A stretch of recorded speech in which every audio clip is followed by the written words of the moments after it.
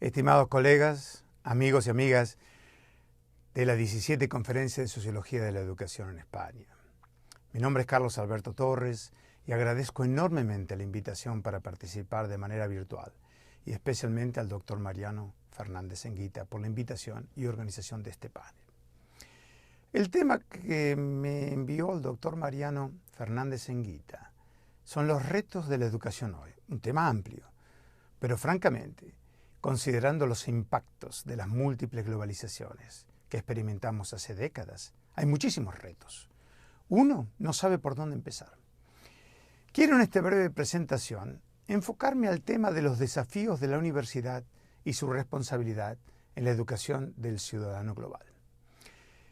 En el año 2006, en un libro que editamos con Rob Rose y titulado The University State and Market, The Political Economy of Globalization in the Americas, presentamos, siguiendo los análisis del sociólogo portugués Boaventura de Sousa Santos y otros autores, una hipótesis de que la creciente mercantilización y proceso de privatización de la universidad ha provocado diversas crisis en la universidad, especialmente tres crisis de envergadura: la crisis de hegemonía, la crisis de legitimación y la crisis institucional de la universidad. La crisis de hegemonía es el resultado de la creciente privación intelectual de la universidad, obligada cada vez más a producir un conocimiento comercializable a costa de otras formas de conocimiento. La crisis de legitimidad es el resultado de la segmentación creciente del sistema universitario y la devaluación de los diplomas universitarios. Algo que fue caracterizado por Ronald Doerr en 1980 como el diploma disease, o la enfermedad de los diplomas. La creciente presencia de los MOOCs en el ámbito universitario incrementará esta enfermedad de los diplomas de manera notable, me temo. La crisis institucional es el resultado del desfinanciamiento de la universidad pública con la restricción de la inversión estatal en la crisis fiscal del Estado, pero también con la predominancia del modelo neoliberal de privatización. Esto afecta a la misión pública de la universidad y especialmente a los públicos que la universidad tradicionalmente servía. Concentrarse en la crisis institucional solo sirve para exacerbar las otras dos crisis. Considero que nuestro argumento, presentado hace 8 años, es todavía vigente, pero la situación se ha complicado aún más. Junto a estas tres crisis, la universidad confronta otras dos crisis de gran envergadura. Me refiero a las crisis de la sociedad desempleada y a la crisis de la universidad global.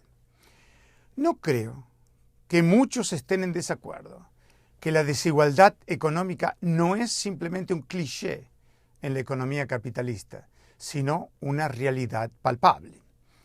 La crisis que vivimos desde 2008, pero que ya se había anticipado con la crisis del neoliberalismo experimentado por el modelo argentino en 2001, aumentó la creciente desigualdad y ha afectado a las democracias de mercado.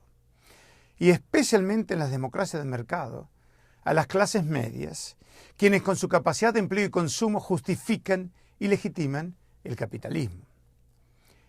En la cuarta edición del libro de Robert Arnoff, Carlos Torres and Stephen Franz, Comparative Education, The Dialectics of the Global and the Local, he afirmado que una víctima de esta crisis en la economía global ha sido la pérdida de empleos, especialmente empleos formales, los cuales a su vez ha creado mayor desigualdad y pobreza. En un libro bastante reciente de Jim Clifton, que es el chairman de la Gallup Corporation, se informa que de los 7 billones de personas que viven en este mundo, 5 billones son mayores de 15 años. Es decir, lo que generalmente se considera la población económicamente activa. De estos, 3 billones de personas indica que actualmente trabajan o buscan trabajar. Sin embargo, solo 1.2 billones tienen un trabajo de tiempo completo que puede ser considerado como un empleo formal. Hay, por lo tanto, una falta de 1.8 millones de trabajos formales en el mundo globalizado. En inglés se conoce esto como la Jobless Society. o la sociedad de los desempleados. Frente a la sociedad de los desempleados, la universidad confronta nuevos desafíos. Por ejemplo, ¿cómo ofrecer un servicio en este mundo de la privatización sin que sus costos la pongan fuera de los precios de mercado? ¿O cómo evitar ser parte de lo que en los Estados Unidos se considera la nueva burbuja de los mercados, la masividad de las deudas contraídas por estudiantes a través de sus empréstitos para estudiar? Nuevas presiones, especialmente desde los cuarteles de invierno del neoliberalismo sobre las universidades, las están forzando a que se definan y expliquen su sentido y misión como instituciones productivas y servidoras del mercado, aumentando así los niveles de accountability y los niveles de respuesta de las universidades frente a las demandas de los mercados, pero también a las demandas de los estados. Esta instrumentalización económica y productivista de la universidad aumenta los retos, los desafíos e incluso su propia autodefinición, en términos de misión, en términos de propósito, en la producción, distribución, cambio y consumo del conocimiento. El quinto gran desafío de la universidad es volverse una universidad global. Hay tensiones inherentes a las dinámicas de la globalización. La más importante es las tensiones entre lo local y lo global para esta institución milenaria. Quisiera, para concluir, discutir los desafíos de la universidad al convertirse en una universidad global, pero vinculada también a los desafíos de la universidad, tanto pública como privada, en el contexto del sistema mundial, al tratar de responder a los retos en la construcción de un ciudadano global y una ciudadanía global, democrática y multicultural. El impacto de la globalización en las universidades presenta cuestiones importantísimas. ¿Es la presencia de una ideología orientada al mercado dentro de una sociedad global que nos sugiere un cambio similar e inevitable en las universidades? Esta transformación implica la inevitable comodificación de las actividades profesionales, de la vida familiar, del medio ambiente, de la vida del profesorado. Si es inevitable estas respuestas, necesitamos movernos en la dirección de una ideología del mercado libre a una escala mundial, a una escala global, y por lo tanto necesitamos datos comparados para saber quién es quién en educación superior. ¿En qué medida la emergencia de una cierta monocultura global en la educación superior puede ser esperada una vez que los rankings sobre calidad universitaria se hayan establecido firmemente a escala mundial? Y muchos opinan que ya están firmemente establecidos. Y otros afirman que estos rankings afectan la misión de la universidad. Si bien no se puede contestar todas estas cuestiones en una presentación breve y conceptual como esta, me gustaría proponer algunas sugerencias que pueden servir para un análisis empírico. Uno de los principios conectados con el concepto de ciudadanía global es su naturaleza cosmopolita, que se vincula con la naturaleza de un modelo formal de democracia cosmopolita. La democracia cosmopolita es un modelo de organización política de los ciudadanos. No importa dónde residan, no importa dónde estén localizados en el mundo globalizado, pero teniendo una voz, un input, un modelo de representación política en asuntos internacionales que puede estar en paralelo, pero que es independiente de sus propios gobiernos. Desde una perspectiva de la democracia cosmopolita, Richard Falk definió 5 categorías de ciudadanos globales. Permítanme señalarlas. Primero, el reformador global, que apoya los gobiernos supranacionales, pero también corporaciones. Segundo, la clase de élite de lo que podríamos llamar globetrotters, vinculados a la actividad global del mundo de los negocios. Tercero, los individuos que están comprometidos con una economía global que apoye la sustentabilidad ecológica. Cuarto, aquellos que apoyan la proliferación de las estructuras de gobernanza global, en el ejemplo de la Unión Europea y otros modelos vinculados a las Naciones Unidas para contrarrestar el papel de Estados nacionales.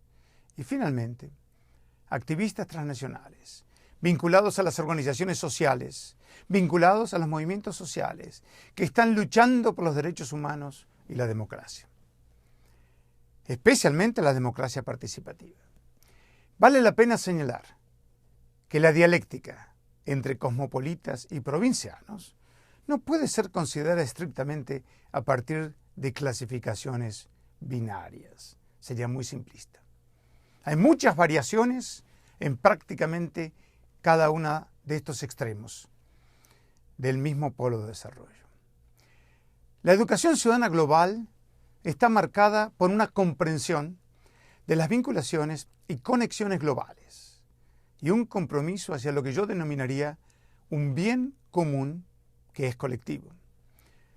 Rob Rhodes y Carlos Alberto Torres, en ese libro del 2006, postularon la idea de un ciudadano democrático multicultural, en el cual la educación ayuda a los estudiantes a desarrollar sus disposiciones y habilidades para trabajar a través de las diferencias sociales, a través de las diferencias culturales, pero en la búsqueda de un modelo de solidaridad regional, nacional, global.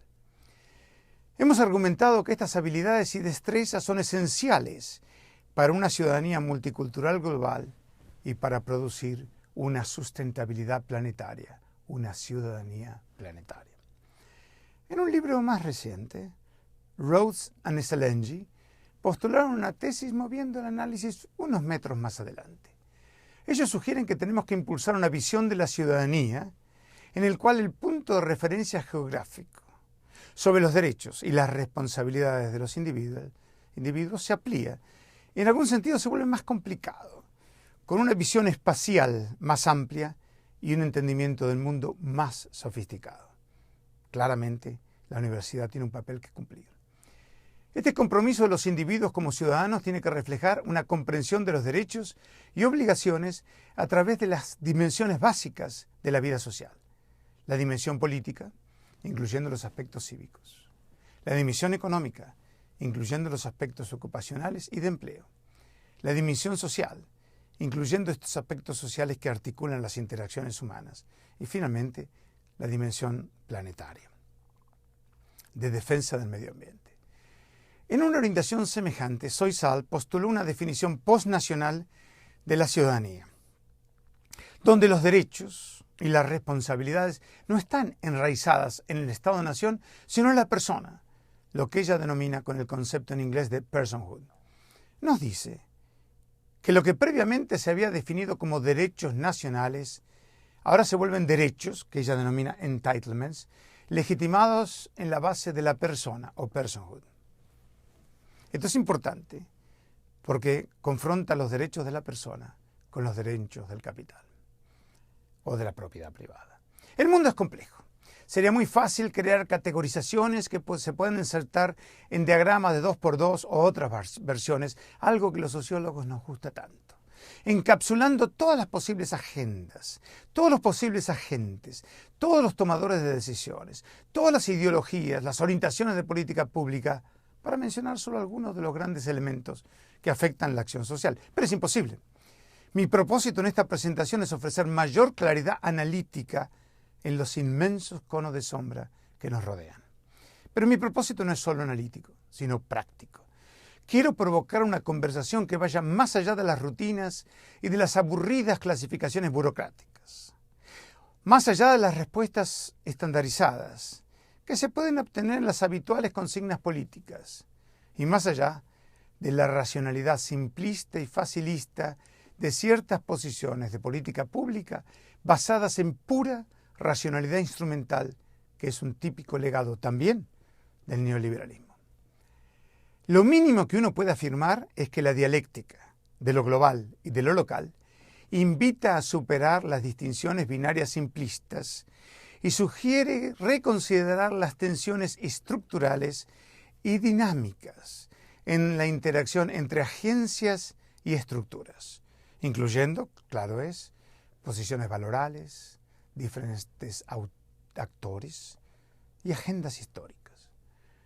Lo que la dialéctica de lo global y de lo local ofrece es un marco analítico mínimo e indispensable para entender los desafíos nacionales, regionales y globales, tanto de la ciudadanía global como de la educación global, especialmente en las universidades. Por último, quiero ofrecer un conciso análisis de las responsabilidades de la universidad como universidad global en la construcción del ciudadano global. ¿Pero por qué universidad global? Obviamente, porque la universidad confronta las dinámicas de la globalización, pero de igual modo, prefiero este concepto que me parece más sólido desde el punto de vista nociológico, desde el punto de vista epistemológico, desde el punto de vista analítico, que el divulgado desde la década de los 90 por el Banco Mundial y otras instituciones. Me refiero al concepto de universidad de clase mundial, World Class Universities. Este concepto se basa en rankings que generalmente se reducen a considerar las primeras 100 universidades del mundo y dejan de lado las universidades que no corresponden a los países del capitalismo avanzado, las universidades de élite del capitalismo avanzado, o las universidades incluso de las potencias emergentes, ni hablar de los países en desarrollo. También porque el desafío en constituirse en una universidad global es un nuevo desafío para las universidades y puede ampliar como caja de resonancia inesperada las crisis mencionadas con anterioridad que afectan a las universidades, tanto públicas como privadas. El desafío de la globalización para las universidades implica, entonces, el desafío de la universidad global. Hay 5 dimensiones que deben ser incorporadas en los análisis de los nuevos papeles, las nuevas funciones de la universidad en la era de la globalización.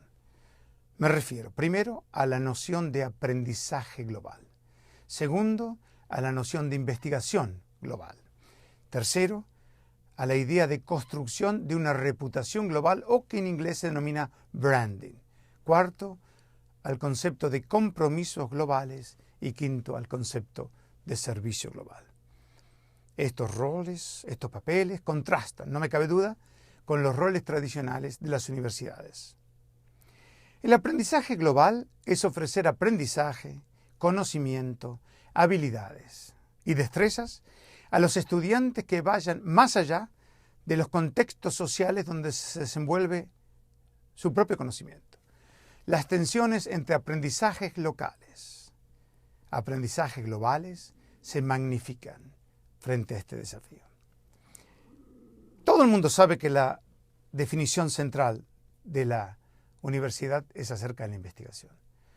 La búsqueda de una investigación de gama y alcance global es natural en este proceso.